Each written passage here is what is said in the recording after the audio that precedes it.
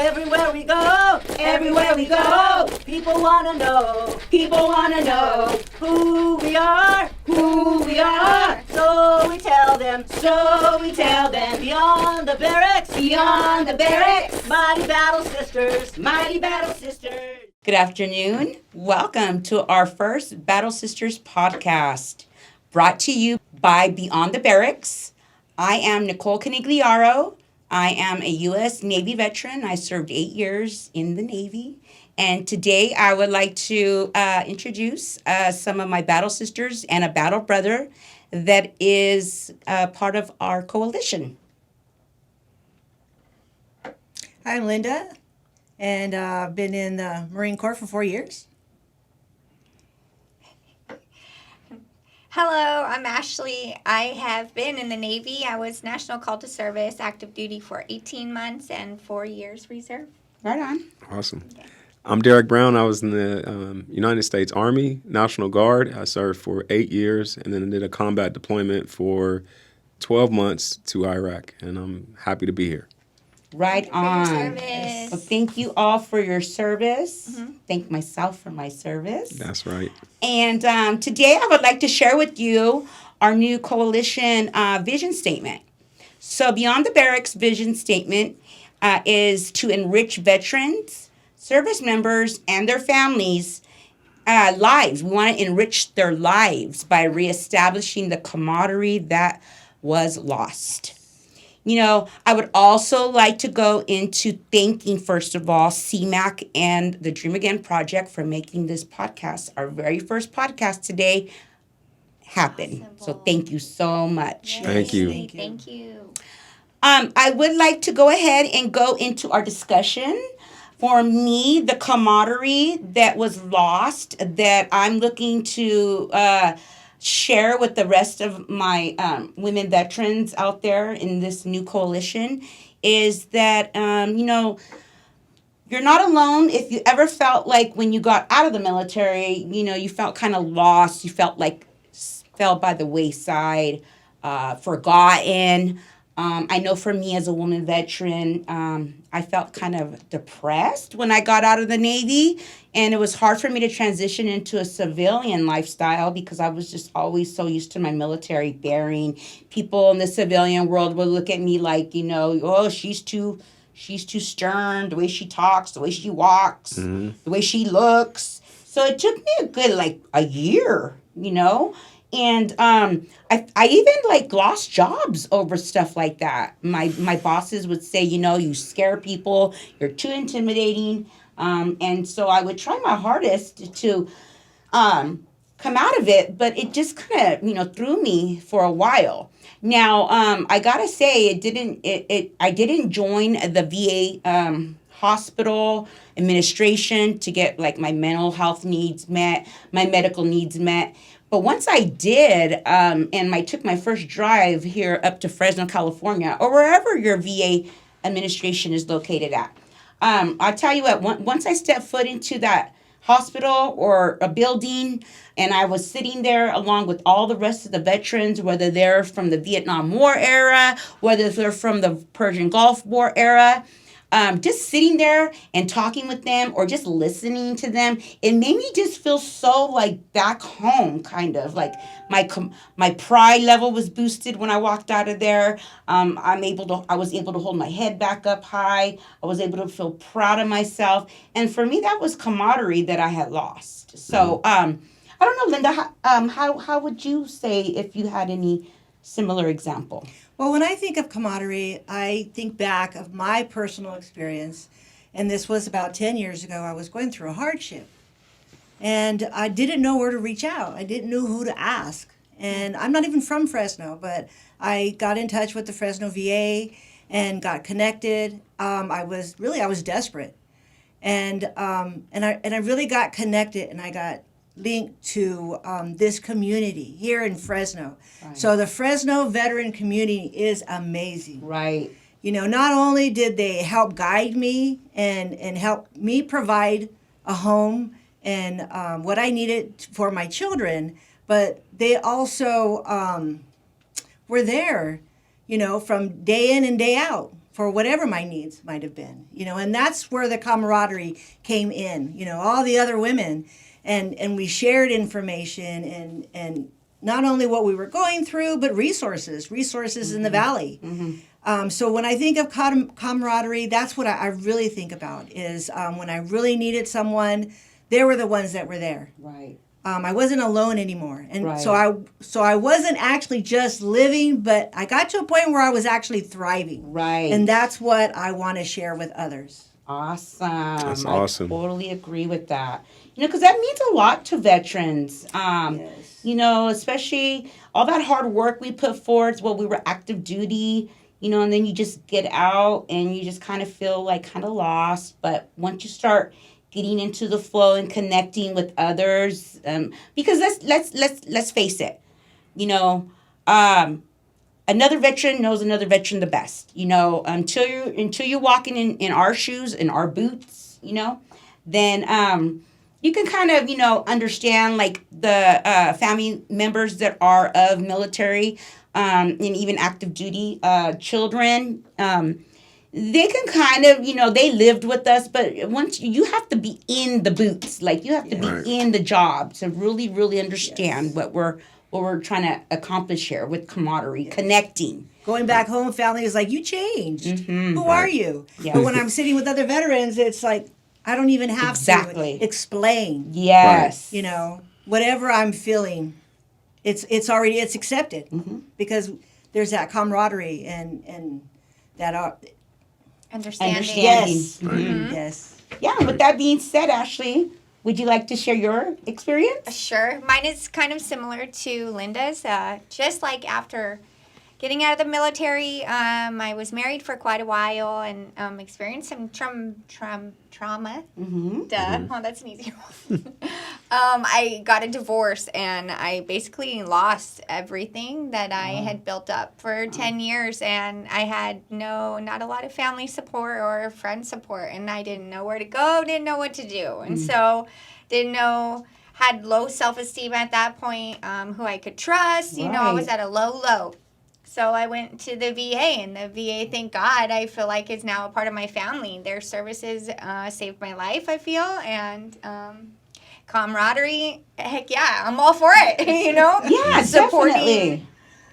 just people in general, human beings, I believe, deserve respect and a chance, Right.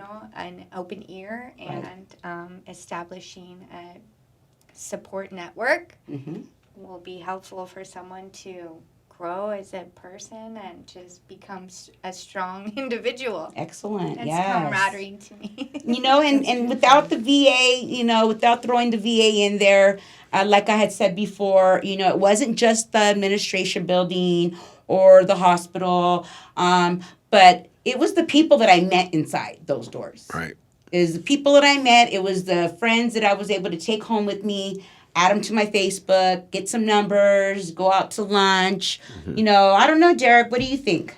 Well, when I think of camaraderie, it's a special word, and it's more than just a word. It's a deeper level of connection, and it's really spiritual in nature. True. Camaraderie, the kind of camaraderie that we develop with each other from being in the military, allows for people like, for example, I have an uncle named Thomas, and he served in the Marine Corps, and all my life he was very distant, and I didn't understand why he was so distant.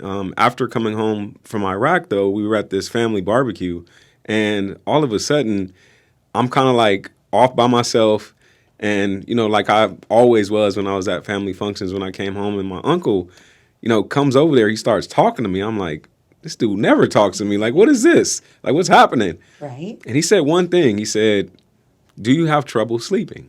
And I'm like, wow, that's a conversation starter, right? Like, Right. who talks about, do you have trouble sleeping at a barbecue? And so then before I could even say yes, he started explaining about how he had troubles. And so then I was able to open up, and he said, Monday morning, you and I are going to the West LA VA, and I'm getting you in the system. And when you talk about camaraderie is the glue that keeps us together as human beings. Amen. Like, I work within the VA system now as a social worker, but the VA system within itself is a system, but we're also a part of a dynamic system as human beings. And sometimes as humans, we can act as a bridge to get people into that very complex, difficult system. As most of you guys know, as a veteran, and I'm a veteran and actually received my care at VA, you have to have people to help navigate you through that system. And I've heard all of you guys kind of echo that. And that's where that camaraderie really comes in at, is when you have those people who you're connected to, you trust them, and then you can be hand walked into the system and you can actually get the help that you need, even when you're frustrated with the system. Right. That There's person always is going gonna to, be someone there. right, always get someone there. So I can remember in those early stages of those appointments where my uncle would tell me, don't be frustrated, keep showing up, keep going to your appointments. And my uncle just rode with me throughout my whole journey with VA, from going in there as a patient, struggling, and to then working at the VA and advocating for veterans. And I always knew that if veterans are going to be whole again, we need each other. Right. Right. And so this coalition and the idea of camaraderie and connectedness is how we do it. And when we're downrange, this is how we kind of stay alive. We always say that we have this thing where we say, stay alert, stay alive. And that whole concept is you have to look out for your battles. That's right. You got to look out for each other, because everything else goes out the window when everything goes, to where. And so camaraderie is so important. And so if we can just continue to foster that and encourage each other and I think more importantly, just remind each other that even though the camaraderie was lost, it can be regained. So With that being said, Derric, I totally that's powerful, because what that tells me is that the system, sometimes it doesn't work for all of us, and I just need that personal ear to listen. I need a personal shoulder to cry on. I don't need to always pick up the phone or call my PTSD doctor. Sometimes I don't even want to talk to her. It's like, I just want to hear from one veteran to another, hey, I feel you, we're going to get through this together. Let's go have some coffee, let's chill out. Let's go to the movies. I don't want to hear all that schmeal, all that, mumbo jumbo, doctor here and there, because And to me, that's a really powerful tool to use for me, Right. It is. It's powerful when you say, I'm struggling today. And that's all you have to say. Right. And because you could actually speak those words instead of holding it inside, it heals. Right. Sometimes it takes a while to admit the fact that you're struggling to others, though, too. Yes. It does. So, Yes. see, and that's a really good point that you Sure bring up, is. Ashley, because I think that's what camaraderie is all about. Yes. And that's what I love about the fact that the vision statement of this group, and by the way, for everyone to know, is that this group, each one of you guys gave a little piece to this vision and this vision statement, and it came alive. And that's what's so powerful about having a vision, right? And the fact that now that you've created a space for people to come to, it's now their choice. It's like that. Everyone has the right to self-determination. All of us in this room, we know what works. Now, all the noise on the outside is going to say, well, this works, that works, brain spotting, this, that, this evidence-based, this, that. Yes. And look, those things are effective. Yes. But we know, right, that camaraderie, if you start there, everything else will flow. Sometimes we can talk about, like, say, for instance, someone has a cancer diagnosis, right? They go in and they see the provider and they find out they have cancer. Well, they're going to go and do all of the things they need to do medically to get that person connected. They'll probably even connect them to mental health or wherever else. But the most simplest intervention is like what you guys are saying. Is there a place where that person can go where there's not a time clock? That's right. Right. Because when you talk about camaraderie, Yes. right, and connection, when my uncle sat there and he talked to me, there was no time clock. There was no, oh, well, we have an hour. Right. Yes. No, I have When your space time and I is have, up, we'll finish this conversation right. next month.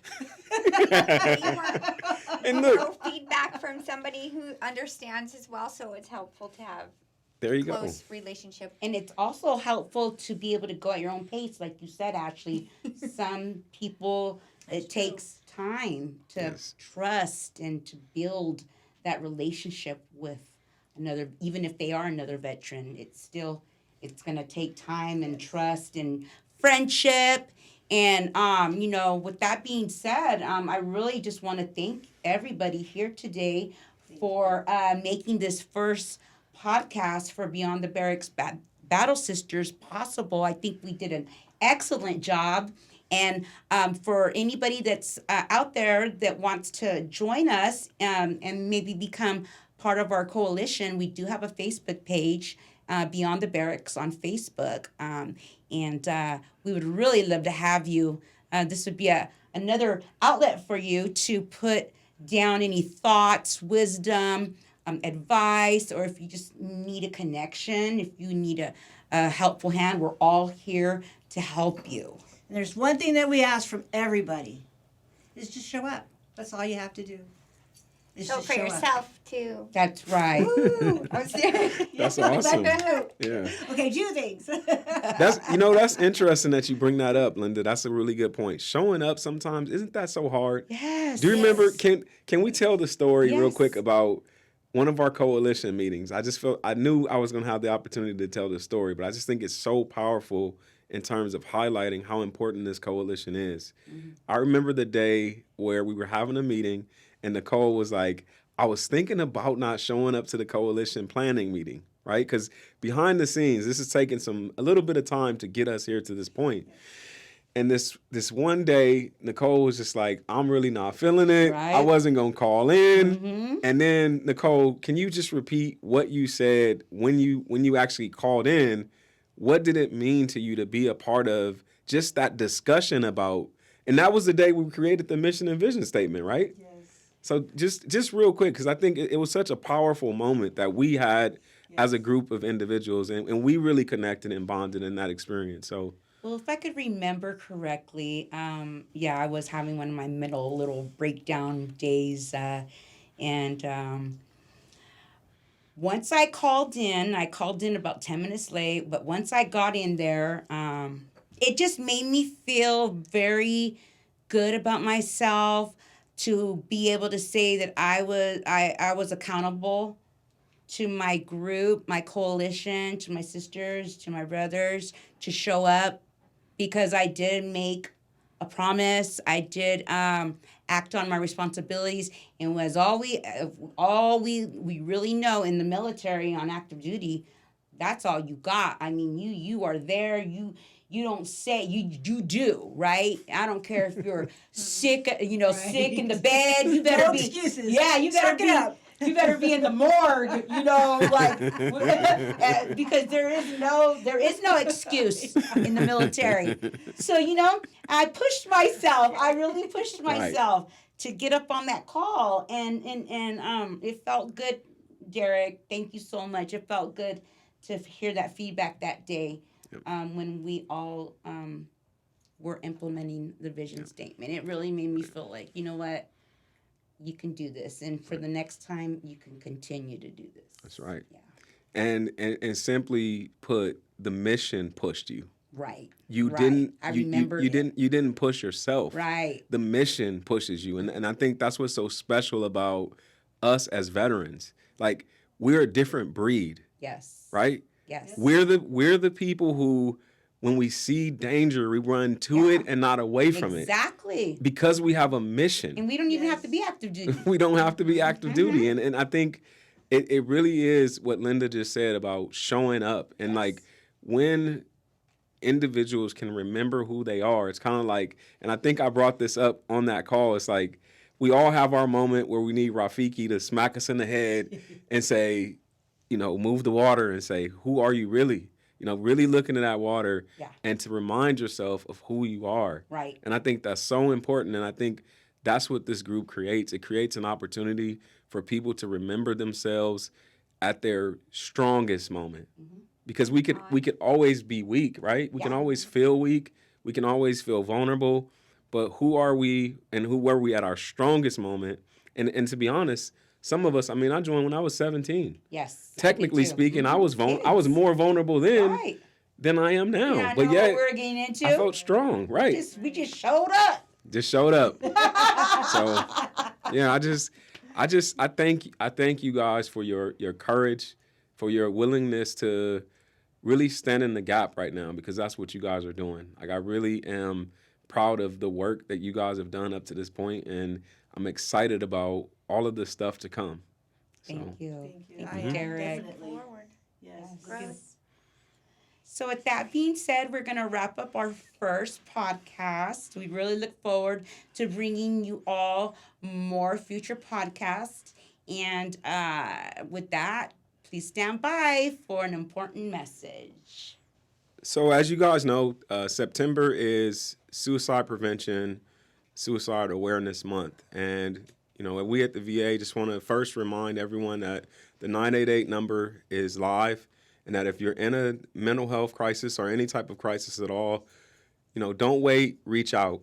You know, call that 988 number and reach out. The other thing is we want to just continue to reiterate is that suicide is preventable, and there is hope. And if you reach out to that number, you will get connected to the resources that are available. Again, that number is 988, and if you're a veteran, press 1. Pain! Pain! In my back! In my back! Pain! Pain! In my soul! In my soul! Oh no! Oh no! Here we go! Here we go! Battle sisters! Battle sisters! Here for you! Here for you! True and through! True and through! Left, left, left, right, Leo! Left, left, left, right.